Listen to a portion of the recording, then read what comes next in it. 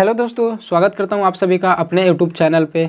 तो आज की इस वीडियो में हम देखने वाले हैं कक्षा 10वीं का संस्कृत चैप्टर। हम लोग 6 का जो है इस वीडियो में सब्जेक्टिव प्रश्न देखने वाले, जिसका नाम है भारतीय संस्कारा। तो भारतीय संस्कारा चैप्टर में जितने भी इसमें सब्जेक्टिव प्रश्न बनेंगे वो सभी आप लोगों के लिए लेके आए हैं। और ये जो है VVI क्वेश्चन है, इसको आप लोग कॉपी में नोट करके और इसको याद कर लीजिएगा। इससे एग्ज़ाम में जो है बाहर नहीं पूछेगा, इससे एग्ज़ाम में पूछता ही नहीं है, क्योंकि जो भी क्वेश्चन बैंक वगैरह है उससे हम क्वेश्चन को लेके आए, छाट के लेके आए। जो पूछा गया है प्रीवियस ईयर क्वेश्चन में वही क्वेश्चन यहाँ पे हम लेके आए हैं भारतीय संस्कारा में। तो ये सिर्फ भारतीय संस्कारा जो कि चैप्टर 6 है, सिर्फ इसी का क्वेश्चन आंसर नहीं बल्कि और बहुत सारे जो है चैप्टर इसमें वो सभी के लेके आए हैं। तो पहला से 5 तक हम इसका क्वेश्चन आंसर करवा चुके हैं। ये छठा चैप्टर है। अगर वो सब नहीं देखें तो उसका लिंक जो है हम डिस्क्रिप्शन में दे देंगे, या तो मेरे चैनल पे जाके आप वहाँ से भी देख सकते हैं, ठीक ना। तो चलिए इस वीडियो को हम लोग स्टार्ट करते हैं। तो देखिए यहाँ पे कक्षा 10वीं संस्कृत का भारतीय संस्कारा का पहला क्वेश्चन कि संस्कार कितने प्रकार के और कौन कौन होते हैं, ठीक ना। संस्कार जो हम लोग जानते हैं कि हमारे जीवन में संस्कार का बहुत महत्व है, तो वही क्वेश्चन पहला बोल रहा है संस्कार कितने प्रकार के और कौन कौन होते हैं। तो संस्कार हम लोग पढ़े थे कि प्रायः 5 प्रकार के होते हैं, लेकिन ऐसे 16 प्रकार के होते हैं, ठीक ना। कौन कौन होता है जो भी हम लोग को लिखना है। तो चलिए देखते हैं इसका उत्तर। देखिए कि संस्कार प्रायः 5 प्रकार के होते हैं। जन्म से पूर्व 3, जन्म से पूर्व कितने संस्कार होते हैं? जन्म से पूर्व जो होते हैं 3 संस्कार होते हैं, याद करने की कोशिश कीजिएगा। बचपन में 6, बचपन में कितने संस्कार होते हैं? 6, जिसको शैशव और शैशव संस्कार भी बोलते हैं, ठीक ना। बचपन को ही क्या बोलते हैं? शैशव संस्कार भी। तो बचपन में 6 संस्कार होते हैं। शिक्षा संबंधी 5 संस्कार, शिक्षा संबंधी 5 संस्कार होते हैं। गृहस्थ संस्कार में विवाह रूप में 1, मतलब गृहस्थ जीवन में कितना संस्कार होता है? 1 संस्कार, जिसको हम लोग विवाह संस्कार कहते हैं, ठीक ना। और एक मरने के बाद होता है जिसका नाम है, एक मरने के बाद होता है जिसका नाम है अंत्येष्टि संस्कार, ठीक ना। तो ये मुख्य रूप से देखिए 5 प्रकार के होते हैं, लेकिन टोटल मिला के अगर हम लोग देखेंगे तो इस प्रकार कुल 16 संस्कार होते हैं। तो आप लोग से यहाँ से देखिए ऑब्जेक्टिव बनेगा कि पूछेगा कि संस्कार प्रायः कितने प्रकार के होते हैं, तो 5 प्रकार के बोलिएगा। अगर पूछे कि संस्कार कितने प्रकार के होते हैं तो ऑप्शन 16 अगर मिल जाए तो 16 मार दीजिएगा, ठीक ना। या तो इससे देखिए बहुत अच्छा क्वेश्चन पूछेगा जन्म से पूर्व कितने संस्कार होते हैं, तो 3 संस्कार होता है। बचपन में कितने संस्कार होते हैं? 6 संस्कार होते हैं। इस तरह से आप लोग को क्वेश्चन जो है ऑब्जेक्टिव भी पूछा जाएगा, और सब्जेक्टिव क्वेश्चन अगर पूछ दिया कि संस्कार कितने प्रकार के और कौन कौन होते हैं तो आप ये वाला उत्तर लिख लीजिएगा, ठीक ना। इस ऐसा अगर लिख दीजिएगा ना तो 2 नंबर में आपको ये थोड़ा सा भी काटेगा भी नहीं, ठीक ना। चलिए अब हम देखते हैं अगला नंबर क्वेश्चन है। दूसरा नंबर क्वेश्चन देखिए आपके स्क्रीन पे है कि हमारे जीवन में संस्कार का क्या महत्व है। या तो क्वेश्चन पूछते इस तरह से कि मनुष्य के जीवन में संस्कारों की उपयोगिता क्या है। या तो ये क्वेश्चन पूछे या तो ये क्वेश्चन पूछे, दोनों का उत्तर ये हो जाएगा। दोनों का उत्तर कौन सा हो जाएगा? ये वाला उत्तर देखिए है कि हमारे जीवन में संस्कार का व्यापक महत्व है, मतलब बहुत बड़ा महत्व है, ठीक ना। जन्म से पूर्व मतलब जन्म लिए भी नहीं और संस्कार स्टार्ट हो गया, ठीक ना। मरने तक, मरने के बाद भी एक संस्कार होता है जो कि हम लोग देखें अंत्येष्टि संस्कार जिसको बोलते हैं। तो संस्कार जो हमारे जीवन में बहुत महत्व रखता है, तो इसलिए देखते हैं यहाँ पे कि हमारे जीवन में संस्कार का व्यापक महत्व है। प्राचीन संस्कृति का ज्ञान संस्कार से ही होता है। प्राचीन जो संस्कृति का है, जो ज्ञान होता है हम लोग को, किससे होता है? तो संस्कार से ही होता है। सभी संस्कार मानव के अवगुणों को शुद्ध करने में, दोषों को दूर करने में और गुणों को ग्रहण करने में योगदान करते हैं। और संस्कार का यहाँ पे काम क्या है? तो संस्कार का काम है कि जो मानव में जो अवगुण है, जो दोष है, उसको दूर करने में, ठीक ना, और जो गुण है उसमें वो हम लोग ग्रहण करें, ठीक ना। इसलिए संस्कार को अपनाया जाता है। मुख्य अवसरों पर संस्कार मनुष्य को अनुशासित करता है। मुख्य अवसरों पर जो संस्कार है मनुष्य को क्या करता है? अनुशासित करता है। जैसे मुख्य अवसर जिसमें ले लिए हम विवाह, तो विवाह में हम लोग विवाह संस्कार मनाते हैं। विवाह संस्कार होता है तो देखते हैं उसमें कितने सारे कर्म कांड होते हैं, ठीक ना। तो वही बोला जा रहा है कि मुख्य अवसरों पर संस्कार मनुष्य को अनुशासित करता है। तो इस तरह से देखिए इसका अगर उत्तर आप लिख दीजिएगा। और देखिए राइटिंग भी इसी तरह से लिखना, देखिए लिखे हैं तो थोड़ा सा अच्छा लग रहा है। मेरा भी राइटिंग तो सही नहीं है, देख रहे हैं अच्छा तो नहीं है, बट फिर भी अगर इतना आप लिख दीजिएगा ना तो इसमें आपको 1 नंबर भी काटेगा नहीं। ऐसा भी अगर आप लोग लिख दीजिएगा तो 1 नंबर काटेगा नहीं। इसको आप लोग कॉपी में नोट करते जाइएगा वीडियो को रोक के। चलिए अब हम लोग अगला देखते हैं। देखिए यहाँ पे है तीसरा नंबर क्वेश्चन कि विवाह संस्कार एक पवित्र संस्कार है, ठीक ना। कैसे स्पष्ट करें? या तो क्वेश्चन पूछ दे ऐसे कि विवाह संस्कार में कौन कौन से कर्मकांड किए जाते हैं। ये दोनों क्वेश्चन पूछेगा, चाहे ऐसे पूछे या तो ऐसे पूछे, दोनों का उत्तर कौन सा हो जाएगा? ये हो जाएगा, ठीक ना। तो देखिए इसका उत्तर हो जाएगा कि पहले तो हम लोग देख लेते हैं कि क्वेश्चन क्या बोल रहा था, भूल गए हैं। विवाह संस्कार एक पवित्र संस्कार है कैसे, ये स्पष्ट करना है, ठीक ना, बताना हमको। चलिए देखते हैं इसका उत्तर। विवाह संस्कार एक पवित्र संस्कार माना जाता है, मतलब समझिए हमारे जो जीवन का सबसे अगर पवित्र संस्कार है तो विवाह संस्कार ही है, ठीक ना। हमारे जीवन में 16 संस्कार होते हैं, मनाए जाते हैं, तो इसमें सबसे अगर महत्वपूर्ण है, सबसे अच्छा अगर संस्कार माना जाता है तो वो विवाह संस्कार का माना जाता है, ठीक ना। तो विवाह संस्कार एक पवित्र संस्कार माना जाता है क्योंकि इसी संस्कार से लोग गृहस्थ जीवन में प्रवेश करते हैं।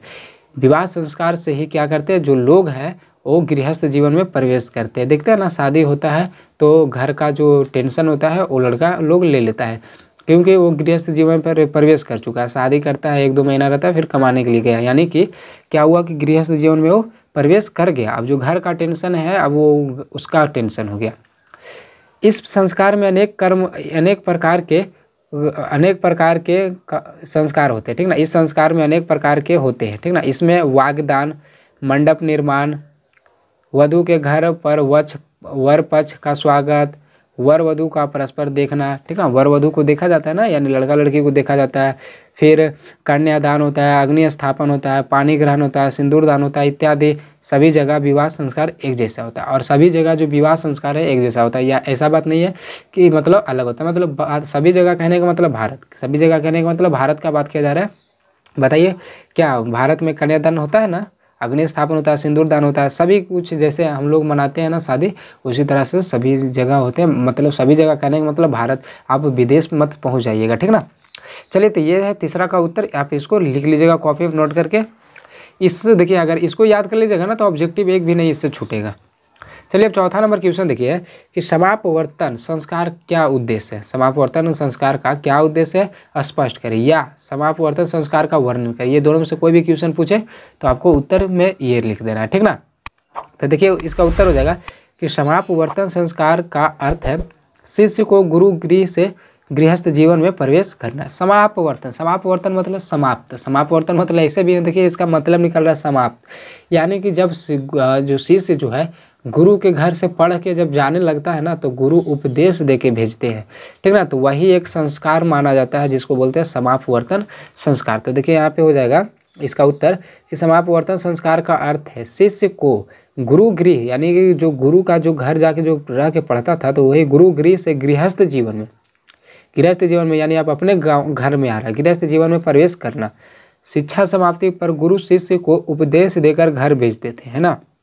अभी बताया ना कि शिक्षा जब समाप्ति हो जाता था तो गुरु जो है उस शिष्य को उपदेश देता था, ठीक ना, और घर भेज देता था। उपदेश में क्या रहता था, उपदेशों में प्रायः जीवन के कार्यों अर्थात धर्मों का प्रतिपादन किया जाता था। यानी कि उपदेश में यही बताया जाता था कि देखिए बेटा अपना जीवन का जो कार्य है उसको करना अनिवार्य है, अपने धर्म को बचाए रखना, इस किसी दूसरे से लड़ाई झगड़ा नहीं करना वगैरह वगैरह, यही सब अच्छे से जो है सिखाया जाता था। मतलब सिखा तो दिया जाता था, पहले उपदेश दिया मतलब उस दिन जो है उपदेश दिया जाता था, पहले से सिखाया हो रहा था, लेकिन जाने वक्त भी बताता है कि देखो ऐसा काम नहीं करना चाहिए, बड़ों का आदर करना चाहिए, ये छोटों को पीटना नहीं चाहिए। मतलब इस तरह से क्या होता है कि समझाया जाता है उनको, ठीक ना।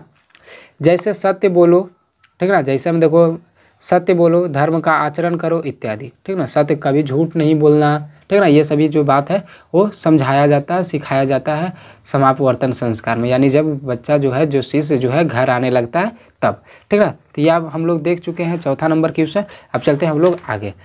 अगला नंबर क्वेश्चन देखिए यहाँ पे है 5वां नंबर क्वेश्चन। 5वां नंबर क्वेश्चन देखिए क्या बोल रहा है कि केशांत संस्कार को गोदान संस्कार भी कहा जाता है, क्यों। यानी जो केशांत संस्कार है उसको गोदान मतलब नहीं पता लग रहा है, इससे देखने से ये पता लग रहा है, मतलब इसको पढ़ने से गोदान यानी कि गाय का दान। या तो देखिए पूछ दे केशांत संस्कार का वर्णन करें, तो दोनों क्वेश्चन भी पूछ दे तो इसका उत्तर जो है इसी तरह से हमको देना। इसका उत्तर हो जाएगा केशांत संस्कार में गुरु गृह में ही शिष्य का प्रथम और क्षौर कर्म होता था, ठीक ना। केशांत संस्कार में जो गुरु गृह में यानी कि जो मतलब टीचर जो रहते थे, यानी जो गुरु रहते थे, उसी के घर में शिष्य का प्रथम और क्षौर कर्म होता था। यहाँ गोदान मुख्य कर्म था, इसलिए उस साहित्य ग्रंथों में इसका परिवर्ती नाम गोदान संस्कार भी मिलते हैं। ये देखिए हो जाएगा 5वां का उत्तर। आप लोग इसको कॉपी में नोट कर लीजिएगा, ठीक ना। चलिए अब 6ठा नंबर क्वेश्चन देखते हैं। 6ठा नंबर क्वेश्चन देखिए क्या है कि सभी संस्कारों के नाम लिखे। जितना संस्कार होते हैं 16 संस्कार है ना, तो 16 संस्कार के क्या करना हमको नाम लिखना है। तो इसका देखिए उत्तर हो जाएगा कि भारतीय संस्कृति में मनुष्य के 16 संस्कार किए जाते हैं। कितने संस्कार किए जाते हैं? कोई भी मनुष्य हो उसमें कितना संस्कार किया जाता है? तो 16 संस्कार होते हैं, ठीक ना, जो इस प्रकार है। अब कौन कौन सा देखिए, पहला हो गया गर्भाधान, पुंसवन, सीमांतोन्नयन हो गया, जन्म से पूर्व 3 संस्कार। उसके बाद शिक्षा में देखिए हो जाता है बचपन में हो जाता है जात कर्म, नामकरण, निष्क्रमण, अन्नप्राशन मतलब अन्न ग्रहण, ठीक ना। चूड़ा कर्म इसको बोलते हैं मुंडन संस्कार भी बोलते हैं। चूड़ा कर्म मतलब हो गया कि जिसमें जो है पहली बार जो है बालक का बाल उतारा जाता है, ठीक ना। और जात कर्म का मतलब होता है कि बच्चा जो है, जब बच्चा जन्म लेता है तो उसको जो दूध वगैरह सब फर्स्ट बार जो पिलाया जाता है ना, चटाया वगैरह जाता है, दूध वगैरह नहलाया जाता है बच्चा को, उसको बोलते हैं जात कर्म संस्कार। नामकरण तो समझ ही गए। निष्क्रमण मिस होता है घर से बाहर निकलना। अन्नप्राशन मतलब होता है खाना खाना। चूड़ा कर्म में हो गया पहली बार बालक का बाल उतारना, जिसको हमने छठियार क्या बोलते हैं, मुड़ना बोलते हैं, ठीक ना। कर्ण भेद मतलब कान को छेदना, ठीक ना। अब ये देखिए हो गया। अब ये हो गया देखिए शिक्षा में उपनयन, वेदारंभ, केशांत, समापवर्तन, ये सभी जो संस्कार होते हैं शिक्षा में। और विवाह संस्कार एक हो गया और अंत्येष्टि संस्कार एक, जो कि मरने के बाद अंत्येष्टि संस्कार होता है। तो ये देखिए पूरा 16 संस्कार हो गया। आप लोग जो है इसको कॉपी में नोट कर लीजिएगा और इसको याद कर लीजिएगा, ठीक ना। देखिए ये हो गया। अब चलते हैं हम लोग 7वां नंबर क्वेश्चन पे। 7वां नंबर देखिए क्वेश्चन क्या है कि शैशव संस्कारों पर प्रकाश डाले। शैशव मतलब होता है बचपन, शैशव मतलब क्या होता है? बचपन। अब बचपन वाला जो संस्कार है उसको हमको लिखना है, ठीक ना। तो इसका उत्तर देखो जाएगा, ये भारतीय संस्कृति के अनुसार संस्कारों को 5 भागों में विभाजित किया गया। यानी भारतीय संस्कृति के अनुसार संस्कारों को कितने भागों में बांटा गया? 5 भागों में। शैशव जो है, शैशव में कितने मतलब हो जाते हैं कि शैशव में कितने हो जाते हैं? 5। शैशव संस्कार इनमें दूसरा भाग है, यानी जो भारतीय संस्कृति के अनुसार जो संस्कारों को 5 भागों में बांटा गया है ना। पहला हो गया बचपन से पूर्व, दूसरा हो गया जन्म से पूर्व हो गया, दूसरा हो गया बचपन, तीसरा हो गया शिक्षा, फिर हो गया विवाह संस्कार, फिर हो गया मृत्यु। तो ये 5 होता है। लेकिन ये जो शैशव संस्कार है ये दूसरा संस्कार है। पहला हो गया जन्म से पूर्व, दूसरा हो गया बचपन, जिसको बोलते हैं हम लोग शैशव। तो वही देखिए यहाँ पे लिखा हुआ कि शैशव संस्कार इनमें दूसरा भाग है। इनमें क्या है? दूसरा भाग है। इस संस्कार के तहत जात कर्म, नामकरण, बाहर निकलना, अन्न ग्रहण, चूड़ा कर्म, कर्ण भेद आदि संस्कार होते हैं। तो आप लोग तो इसका मतलब हम इसके पहले वाले क्वेश्चन में बता ही दिए कि जात कर्म मतलब क्या होता है। जात कर्म मतलब होता है कि बच्चा जब जन्म लेता है तो उसको नहलाया जाता है, मीठा वगैरह ये सब जो भी है, दूध वगैरह ये सब चटाया जाता है। पिलाया नहीं जाता है, चटाया जाता है, क्योंकि बच्चा जब जन्म लेता है तो तुरंत पीता नहीं है। ये हो गया 7वां का उत्तर। चलिए अब हम लोग आगे देखते हैं क्वेश्चन। आगे देखिए यहाँ पे है, देखिए 8वां नंबर क्वेश्चन आपके स्क्रीन पे देखिए। 8वां नंबर क्वेश्चन है कि जन्म पूर्व एवं मरणोपरांत कौन कौन से संस्कार होते हैं। यानी जन्म से पूर्व तो हम लोग देख चुके हैं 3 संस्कार होते हैं, मरने के बाद 1 संस्कार होता है। चलिए देखते हैं इसका उत्तर हो जाएगा कि जन्म के पूर्व संस्कारों में गर्भाधान, पुंसवन और सीमांतोन्नयन 3 होते हैं। यानी जन्म से पूर्व 3 संस्कार होते हैं। कौन कौन संस्कार होते हैं? तो पहला हो गया गर्भाधान, पुंसवन और सीमांतोन्नयन 3 होते हैं। और मरने के बाद तो आप लोग जानते हैं, मरने के बाद एक अंत्येष्टि संस्कार किया जाता है। यानी जब व्यक्ति जब मर जाता है तो एक संस्कार किया जाता है, जिसको बोलते हैं अंत्येष्टि संस्कार बोलते हैं। चलिए अब हम लोग 9वां नंबर क्वेश्चन देखते हैं। 9वां नंबर क्वेश्चन देखिए क्या है कि संस्कार का मौलिक अर्थ क्या है। संस्कार का मौलिक अर्थ क्या है? तो संस्कार का विशेष और मौलिक अर्थ पवित्रता, शुद्धता और मनुष्य में गुणों का निरूपण करना होता है। इसका उत्तर समझे। संस्कार का विशेष जो अर्थ है, ठीक ना, विशेष और मौलिक अर्थ पवित्रता, शुद्धता और मनुष्य में गुणों का निरूपण करना होता है। इसलिए संस्कार मानव की शुद्धता, दोष को दूर करना और गुणों को निरूपण करने में सहायता करता है। इसलिए जो संस्कार है गुणों को मतलब जो अवगुण है उसको शुद्धता में और दोष को दूर करने में मतलब सहायता करता है, ठीक ना। तो ये था 9वां नंबर क्वेश्चन। चलिए अब हम लोग 10वां नंबर क्वेश्चन देखते हैं। 10वां नंबर क्वेश्चन देखिए क्या है कि उपनयन संस्कार का वर्णन करें। उपनयन संस्कार किस में होता है? शिक्षा संस्कार में न होता है।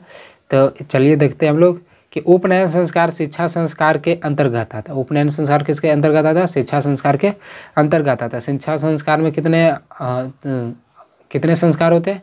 तो 5 संस्कार होते हैं ना। तो उपनयन संस्कार शिक्षा संस्कार के अंतर्गत आता है, जिसमें गुरु के द्वारा शिष्य को अपने घर से ले जाना होता है, जहाँ शिष्य वहाँ रहकर शिक्षा ग्रहण करता है।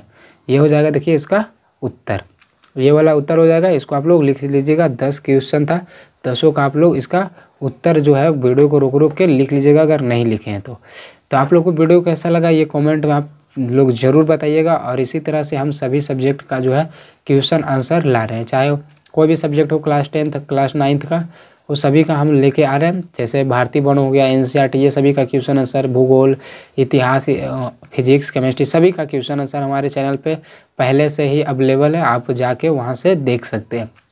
तो वीडियो अच्छा लगा होगा तो चैनल को सब्सक्राइब करना ना भूलिएगा और वीडियो को लाइक कर दीजिएगा। मिलते हैं अगले वीडियो में, तब तक के लिए जय हिंद, जय भारत।